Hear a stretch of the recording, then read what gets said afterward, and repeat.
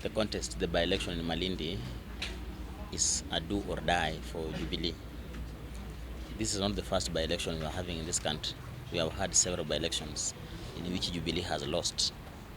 In recent times, we have seen Jubilee going out of its way to try to win over cost to its side of the coalition. You know, cost is generally coded or controlled by the opposition code. So the government has had a very serious interest in trying to woo the region to its side of the coalition. And this provides, the by-election, for example, provides Jubilee with maybe a litmus test, an opportunity to try to find out how far their efforts to woo the region have gone. But the most significant thing is that Jubilee is having a lot of pressure. It's like even though they are in government, the region, and despite so many overtures, the region has remained adamant. It remains in the opposition. Ruto is there because the signs on the ground are not very good. The signs on the ground are that they are struggling.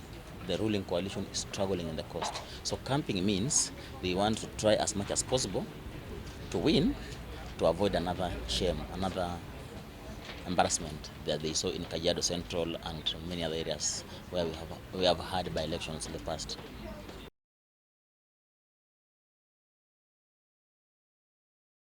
The answer is yes and no, in the sense that there's a very thin line.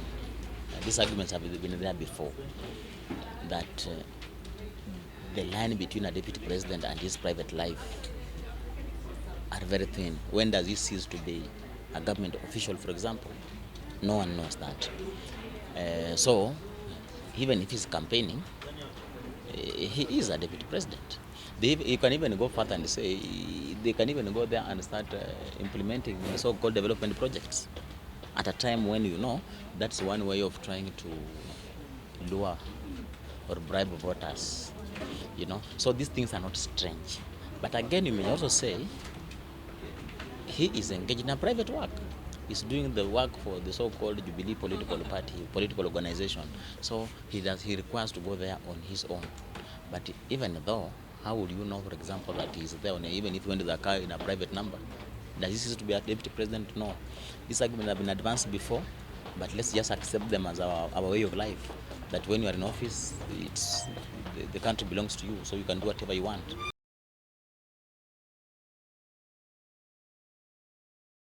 Nothing much. They have been losing all through. They have never won anything. It just continues to show. Actually, the issue is not so much about what will happen, but where they are. How come that despite 4 years in government, the public still sees them very suspiciously. Nobody's willing to support them. We are also add that, and to me even that should not be the big problem, because the seat is largely an opposition seat. We are also told in Kericho, Jubilee is not doing very well. It is a shoulder to shoulder with Kano. If you are in power, it only follows that you should be able to overrun opposition.